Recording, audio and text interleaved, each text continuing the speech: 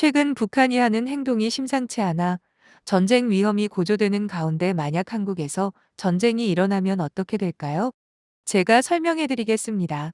북한과 전쟁이 발발하면 그 결과는 매우 예측하기 어려운 복잡한 상황이 될 수 있지만 주요한 군사적, 정치적, 경제적 변수를 고려하여 시간별로 예측할 수 있는 전개 상황을 분석해 보겠습니다. 이는 단순히 시나리오를 기반으로 한 분석이며 실제 상황은 다양한 변수에 따라 달라질 수 있습니다. 전쟁 발발 직후 북한의 선제 공격. 북한은 대체로 미사일과 포병을 사용한 선제 공격을 시작할 가능성이 큽니다. 북한은 서울과 인천, 군사기지, 공항 및 항만을 목표로 미사일 공격을 가할 수 있습니다. 단거리 미사일과 스커드 미사일, 다연장 로켓 시스템이 초반에 대거 발사될 것입니다. 한국의 즉각적인 방어 반응. 한국은 패트리엇 미사일 시스템과 사드, 천궁 등의 방어 시스템을 통해 북한의 미사일을 차단하려 시도할 것입니다. 한국 공군은 초기에 공격적인 공습을 통해 북한의 미사일 발사 기지, 군사기지, 레이더 시설 등을 타격할 것입니다. 한미연합군은 즉각적으로 공군, 해군, 특수부대를 동원해 반격 작전을 개시할 것입니다. 서울 미 수도권의 피해.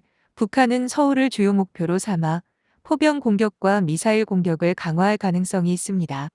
서울과 인천 등 대도시가 초반에 큰 피해를 볼 수 있으며 인프라와 교통망, 통신망, 주요 시설들이 마비될 수 있습니다.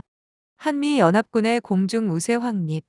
한국과 미국의 공군은 압도적인 공중 우세를 확보하기 위해 스텔스 전투기 F-35, 폭격기 B-52, B-2 등을 동원해 북한의 군사시설을 타격합니다.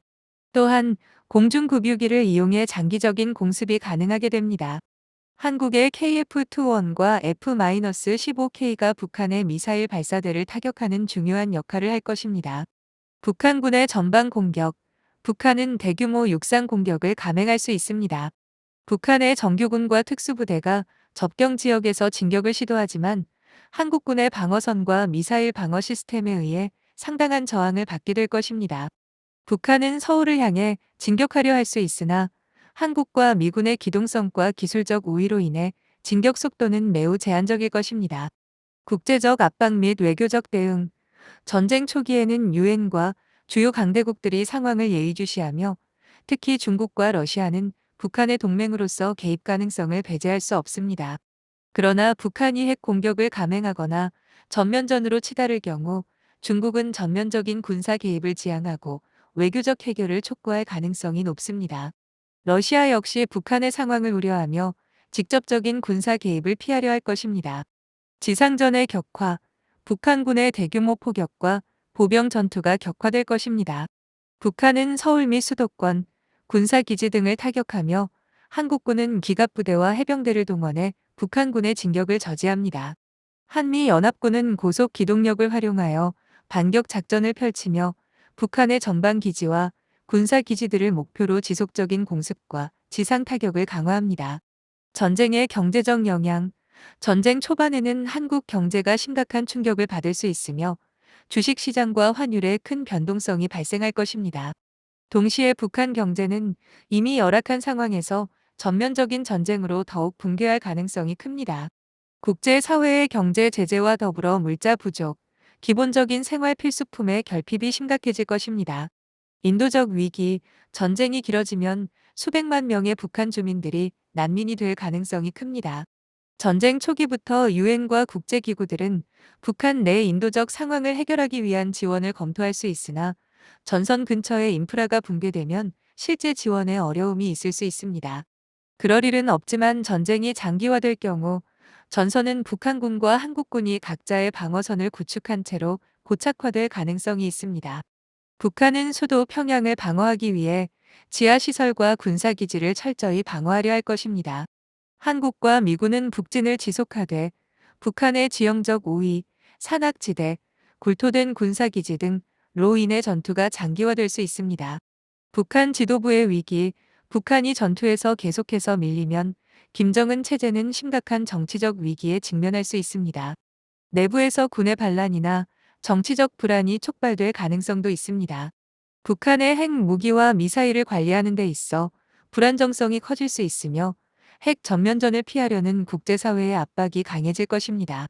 중국과 러시아의 외교적 개입, 북한의 상황이 극단적으로 나빠지면 중국은 북한의 체제 유지를 위해 군사적 지원을 고려할 수 있지만 전면적인 군사 개입은 자제할 것입니다. 러시아 역시 전면적인 개입을 피하고 평화 협상을 촉구할 가능성이 큽니다. 전쟁이 길어지면 북한은 체제 붕괴 직전으로 내몰릴 수 있습니다. 국제사회는 평화 협상을 통해 전쟁을 종결하고 북한 재건을 위한 구상에 나설 것입니다. 한미연합군은 북한의 핵 및 미사일 기지를 철저히 제거하고 전후 처리 과정에서 북한의 정치적 안정과 군사력 축소 방안을 논의할 것입니다. 북한 체제 변화 및 민주화, 전쟁 후 북한 체제의 변화가 불가피할 수 있습니다.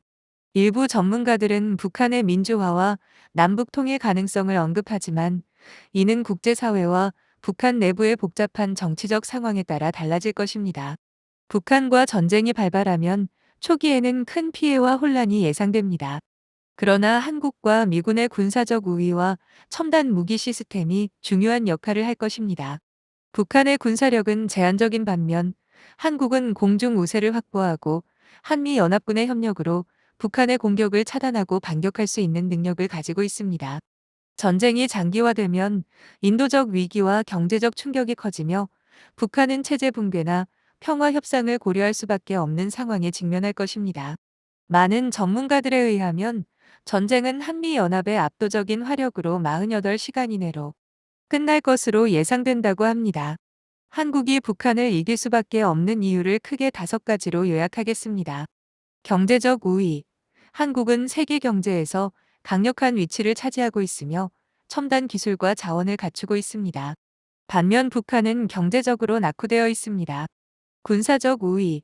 한국은 최신 무기 시스템과 한미 동맹을 통한 군사적 지원을 바탕으로 북한보다 훨씬 강력한 군사력을 보유하고 있습니다.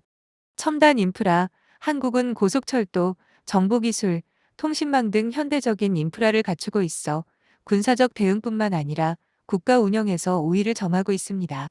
국제적인 지원. 한국은 민주주의와 자유경제를 바탕으로 강력한 국제적 동맹을 유지하고 있으며 북한은 고립된 상태입니다. 인구와 자원. 한국은 더 많은 인구와 고도로 교육받은 인력을 보유하고 있어 군사적, 경제적으로 더 유리한 조건을 가지고 있습니다. 이러한 요인들이 결합되어 한국은 북한보다 압도적인 우위를 갖고 있습니다. 6.25때 한국은 정말 끔찍한 일을 겪었습니다. 같은 민족이었던 사람들이 자신의 가족, 친구, 이웃을 죽이고 온 국토가 폐허가 되었죠. 이런 일을 겪고 한국은 더욱 강력한 군사력을 원하였고 결국 6.25 70주년의 세계 군사력 6이라는 기적 같은 성장을 이루어내었습니다. 게다가 미국이나 다른 나라의 도움을 받지 않고 미사일, 탱크 같은 무기를 만들고 이를 해외로 수출하고 있습니다. 이처럼 한국의 군사력은 매우 성장하였고 그 어느 나라도 쉽게 무시하지 못하는 위치에 올랐습니다. 하지만 이 모든 노력은 그냥 이루어진 것이 아닙니다. 지금도 이 나라를 지키고 있는 국군 장병들에게 정말 감사드리며 영상 마치겠습니다. 구독과 좋아요는 저에게 큰 힘이 됩니다.